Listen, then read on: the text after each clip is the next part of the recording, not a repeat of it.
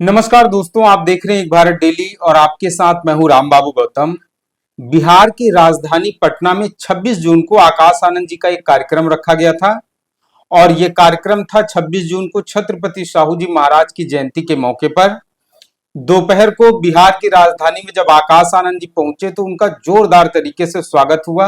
Airport पे वो by car कार्यक्रम स्थल तक पहुंचे और कार्यक्रम स्थल पर जहां पर जिस ऑडिटोरियम में कार्यक्रम रखा गया था वहां पर बहुत बड़ी संख्या में लोग पहले से ही इंतजार कर रहे थे।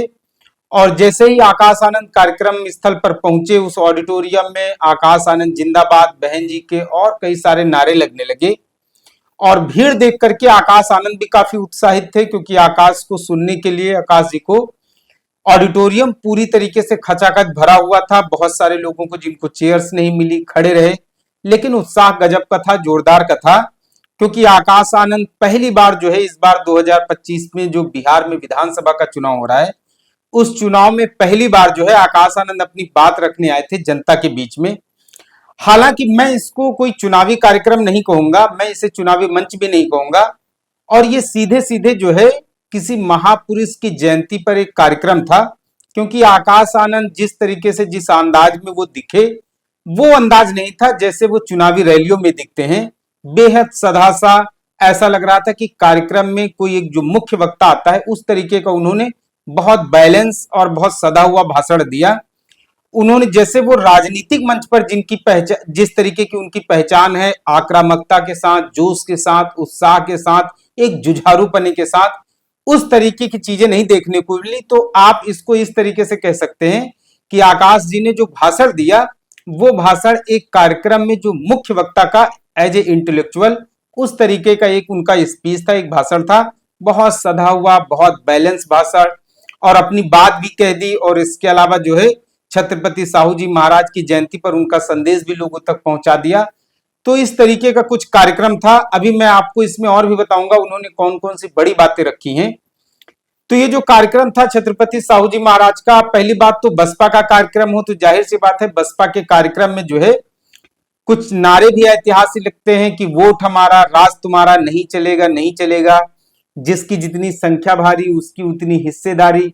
और इन सब के अलावा जो है इस बार बिहार की राजनीति में जो कि एक नारा बहुत प्रमुखता से गूंज रहा है, बहुजन समाज पार्टी की तरफ से कहा गया है कि अगर बसपा सरकार में शामिल होती है तो जो सरकारी जमीनें हैं वो बहुजनों को बांटी जाएंगी। तो एक नारा इस बार हॉल में और काफी गूंज रहा था कि जो जमीन सरकारी है वो जमीन हमारी है। इस तरीके के नारे जो है दिए जा रहे थे।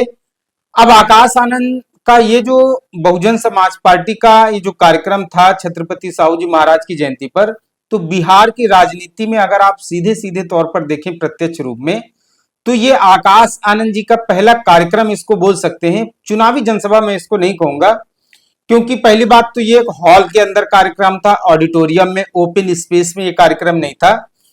तो आकाश जी को मुख्य वक्ता के तौर पर उनको बुलाया गया तो उन्होंने उनका जो भाषण था वो दो हिस्सों में मैं इसको बांट करके देखता हूं।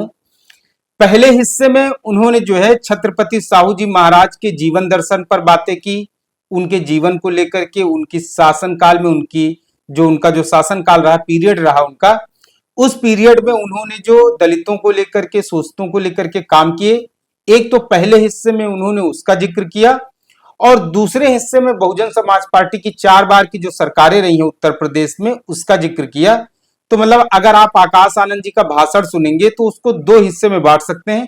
पहला हिस्सा छत्रपति साहू जी महाराज के जीवन दर्शन से जुड़ा है, उनके शासनकाल से जुड़ा है, और दूसरा हिस्सा बहुजन समाज पार्टी की उत्तर प्रदेश में 4 बार की रही सरकारों से जुड़ा हुआ है।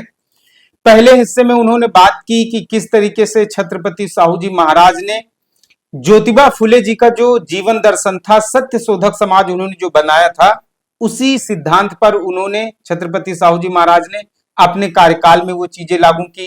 पहले उन्होंने प्राइमरी एजुकेशन कंपलसरी की, उसके बाद जो है उसमें रियायतें दी, फिर उसको फ्री किया, स्कॉलरशिप जैसी सिस्टम लागू किया, उसके बाद नौकरियों में अपने यहाँ जो है वो बहुत सारे लोगों को आरक्षण दिया।